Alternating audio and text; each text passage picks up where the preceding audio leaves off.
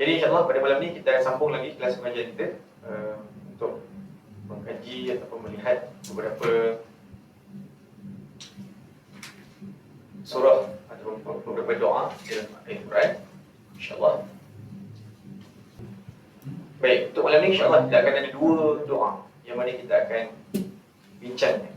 Kita akan bincangkan dua doa pada malam ini. Yang pertama adalah doa daripada surah Al-Kahf. Daripada surah Al-Kahf ayat yang ke-10. Doa mohon kurnia dan petunjuk yang lurus dalam segala urusan. Doa mohon kurnia dan petunjuk yang lurus dalam segala urusan. Jadi dalam surah Al-Kahf ini Allah SWT menyebut dalam ayat yang ke-10, A'udzubillahi minasyaitonir rajim. Rabbana atina min ladunka rahmah wa hayyi lana min amrina rasyada. Wahai Tuhan kami, berikanlah rahmat kepada kami dari sisimu dan sempurnakanlah bagi kami petunjuk yang lurus dalam urusan ini. Okay, sebelum kita pergi kepada literal ataupun kepada lughawi, jom kita tengok dulu. Doa ini adalah doa yang diminta oleh pemuda Kahf, pemuda Al-Kahf, yang mana mereka ini melarikan diri ataupun istilahnya menyuruh di dalam gua. Ringkasnya mereka ini ramai 6 orang sebenarnya. Jadi mereka ini adalah merupakan anak pembesar juga pada ketika itu. Kalau penduduk biasa dah minta tukar agamanya, tapi oleh kerana mereka ni ada background family yang ternama, jadi mereka ini dipanggil dan akhirnya mereka diminta untuk balik dulu untuk berfikir, dan akhirnya datang semula untuk menukar agama mereka. Jadi bila mereka balik, mereka bincang-bincang dan akhir sekali mereka melarikan diri. Sepanjang jalan 6 orang ini, sepanjang jalan untuk nak melarikan diri ke dalam gua, mereka jumpa ada seorang orang yang berdagang dan memiliki seekor anjing. Jadi mereka pun menceritakan tentang perkara ini dan akhirnya mereka pun peniaga ini dan dia bersetuju untuk ikut sama-sama, sebab itulah menjadi 7 orang dan seekor anjing. Jadi bila sampai ke dalam gua, jadi mereka berdoa kepada dia. Mereka mengungkapkan doa ini, Rabbana atina min ladunka rahmah wa hayyi lana min amrina rasyada.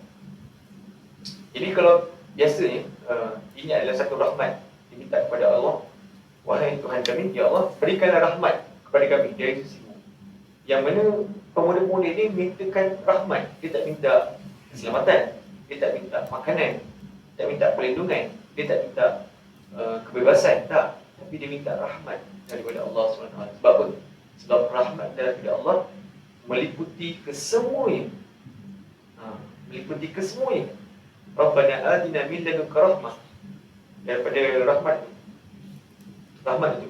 Jadi dengan rahmat itu, maka Allah memberikan dan Allah menidurkan pemuda-pemuda ini di dalam gua selama berapa tahun? Berapa tahun?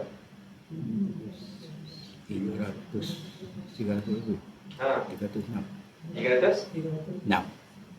lebih kurang itu 300 lebih, 306 ada 309 dan sebagainya. Jadi selepas mereka ini dibangunkan, maka ataupun mereka diselamatkan daripada kekafiran ataupun kekejaman pemerintah pada ketika itu, alhamdulillah. Jadi rahmat, highlight itu adalah rahmat. Rahmat dekat sini yang mana diminta oleh daripada pemuda-pemuda tersebut kepada Allah Subhanahu Wa Taala. Satu. Jadi dua part. Yang ini adalah part yang pertama. Jadi ini adalah part yang kedua. Part yang pertama, Rabbana atina min ladunka rahmah. Wahai Tuhan kami, berikanlah rahmat kepada kami dari sisimu, dan wahai lana, barulah diminta kepada Allah Subhanahu Wa Taala untuk meluruskan, sempurnakan wahai lana min amrina, semua urusan-urusan dalam kehidupan kami. Satu rahmat sebenarnya Allah SWT menidurkan pemuda-pemuda ini daripada melakukan perkara yang tidak baik. Sebab pemuda ni dia berbeza dengan orang-orang yang sudah berumur. Sebab pemuda pemuda ni adalah orang-orang yang lidah dengan nafsunya, dengan semangat dan sebagainya. Jadi dia cenderung untuk melakukan perkara yang berbeza daripada biasa. Jadi orang-orang pemuda ini adalah sangat special ataupun sangat istimewa yang Allah rakamkan dalam surah Al-Kahfi. Jadi yang terakhir sekali adalah sempurnakanlah bagi kami petunjuk yang lurus di dalam urusan ini. Dua perkara. Yang pertama, berikanlah rahmat. Kita tahu rahmat Allah itu luas dan kita masuk syurga pun kerana rahmat Allah SWT. Jadi kalau kita boleh definisikan rahmat itu apa sebenarnya? Sebab dalam hadis Rasulullah SAW menyebut tidak ada seorang pun yang akan masuk ke dalam syurga Allah Taala dengan amal ibadahnya, melainkan dengan rahmat Allah Subhanahu Wa Taala. Jadi kita boleh define rahmat Allah ataupun kita tahu rahmat Allah ni pun. Jadi rahmat Allah ni ada yang menafsirkan tentang kasih sayang Allah kepada kita sebagai hamba-Nya. Jadi antara benda yang adalah kita kena buat satu amalan ataupun ibadat yang mana Allah kasih kepada kita. Kita kena buat satu perkara yang mana Allah sayang dan redha kepada kita. Dan artinya barulah Allah masukkan ke dalam syurga. Wadkhuli fi ibadi wadkhuli jannah. Itu yang pertama. Dan yang kedua adalah kita boleh nampak daripada kisah ni, Allah SWT menidurkan pemuda-pemuda ini pada waktu menidurkan pemuda-pemuda ini. Dan kalau tak Allah menidurkan pemuda-pemuda ini, mungkin pemuda-pemuda ini akan keluar dan sebagainya. Tapi poin ni ataupun dia punya poinnya adalah Allah menidurkan pemuda ini. Maksudnya apa? Waktu malam, kalau kita nak reflect ataupun ambil contoh sekarang ni, waktu malam adalah waktu yang paling kemuncak manusia untuk melakukan maksiat. Jadi antara satu rahmat juga yang mana Allah tidurkan seorang itu dengan tidur awal dan sebagainya. Sebab orang yang susah nak tidur pada waktu malam bahaya. Sebab dia boleh buat apa sahaja yang dia nak buat. Sebab pada waktu malam nafsu manusia berbeza dengan waktu siang. Dan waktu malam dan pemandangan ataupun perhatian orang pun dia tak nampak pun berbeza. Jadi dia bersendiri dan sebagainya. Dia boleh keluar dan sebagainya. Jadi pada waktu malam ni adalah sangat berbeza. Jadi apabila Allah menidurkan seorang itu, maka itu adalah salah satu rahmat untuk mengelakkan seorang itu daripada melakukan maksiat. Dan akhir sekali, wahai lana min amrina rasyada, dan sempurnakanlah bagi kami petunjuk yang lurus dalam urusan ini. Jadi kita minta kepada Allah SWT doa ini yang simple ni, Rabbana atina min ladunka rahmah wa hayyi lana min amrina rasyada, sebagai kita nak minta rahmat Allah kepada kita, dan kita nak minta kepada Allah supaya luruskan, sempurnakan petunjuk di dalam kehidupan ini. Jom kita tengok daripada aspek lugawi pula, daripada aspek lugawi, dalam aspek bahasa. Yang pertama, Rabbana atina daripada perkataan ata yukti. Ata yukti ni adalah berikan. Atina ni adalah ata yukti, berikan. Ada dekat sini. Maksudnya apa ni? Kami. Min ladunka ni adalah di sisi. Min ladun, di sisi. Kalau yang seperti 2 minggu lepas kita dah bincang min ladun, ada yang soal ni kat sini, waj'alli min ladunka sultanan nasira. Ada kat sini sama juga min ladun. Dan sama juga dengan doa, dalam doa ni min ladunka. Kat sini ka ni adalah kepada kamu ya Allah, rahmatan. Dan perkataan rahmat ini jadi alif lam. Dia rahmatan, dia tak ada alif lam. Jadi apabila tak ada alif lam, dia umum kepada semua. Maksudnya Allah boleh bagi rahmat ini kepada semua. Dia tak khusus di rahmatan. Seterusnya wahai lana. Ni daripada perkataan hayya, yuhayyi'u. Daripada perkataan hayya, maksudnya adalah sempurnakan ataupun luruskan. Hayya yuhayyi'u lana, kepada kami. La kepada ataupun untuk kami. Lana wahayyi lana, dan sempurnakan kepada kami, bagi kami, min amrina. Amrina adalah urusan amr, urusan. Nah, ni adalah kami. Nah, ni adalah kami. Min amrina rasyada. Rasyada ni adalah petunjuk.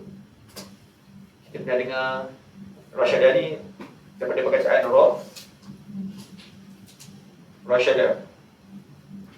Rasyada yarshudu, ada irsyad, ada orang yang bernama irsyad, petunjuk. Ada orang yang bernama Rashid. Rashid adalah orang yang menunjuk, orang yang memimpin, menunjuk. Rashid, irsyad. Saya kira doa ni adalah doa yang ringkas, pendek, tapi dia punya kesan dia sangat luas. Jadi jangan tinggalkan doa ni dalam selepas solat kita, jangan tinggalkan doa ni. Jadi ada beberapa Rabbana selepas kita doa di dalam doa solat. Kita ada Rabbana atina, Rabbana fil lana, Rabbana la tuzigh qulubana. Sebelum Rabbana atina tu ataupun selepas Rabbana atina, kita boleh baca Rabbana atina min ladunka rahmah wa hayyi lana min amrina rasyada. Baik, selesai doa yang pertama daripada surah Al-Kahf. Jadi doa yang sangat ringkas, tapi maknanya ataupun dia punya kesannya besar dalam kehidupan saya. Besar dalam kehidupan. Doa daripada pemuda-pemuda Al-Kahf yang melarikan dirinya untuk menyelamatkan akidah. Ya, betul kan?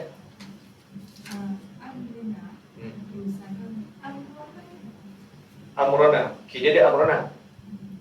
Dia jadi Amrina sebab sebelum tu adalah ada min, harful jar. Okey. Harful jar.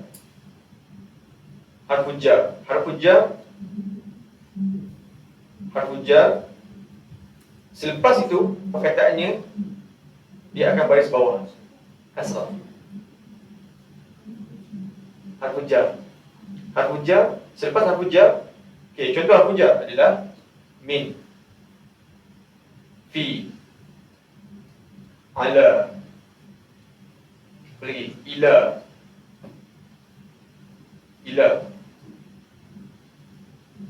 bi, dengan. Ini harful jar.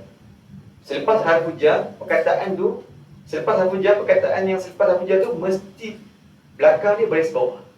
Contoh yang paling kita selalu buat, yang kita selalu baca, bismi. Asalnya ismu tu adalah nama, tapi kita nak sebut dengan nama Allah. Bismillah, dengan nama bismi. Itu. Jadi sampai dekat sini min, ada min kat sini. Min adalah harful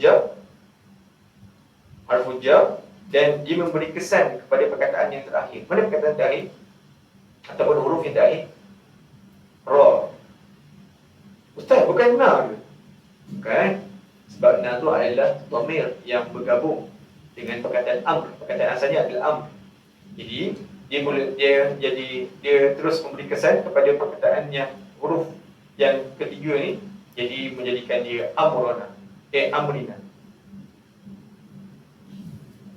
Boleh jadi juga tiba-tiba dia tak ada. Perkataan min ni tak ada. Dia boleh jadi amrana. Dia baris bawah sebab ada min kat sini. Ada min. Bagus soalan ni. Min amrina. Jadi kita kena ingat selepas harful jar mesti baris bawah. Zahaba Muhammad ilal masjidi. Ila masjidi. Belas sekali bawah. Zahabal imam, telah pergi seorang imam itu, ilal masjidi, ke masjid. Dan huruf dal baris bawah. Yang dinamakan majrur bil kasrah, baris bawah. Min amrina kat sini. Min amrina.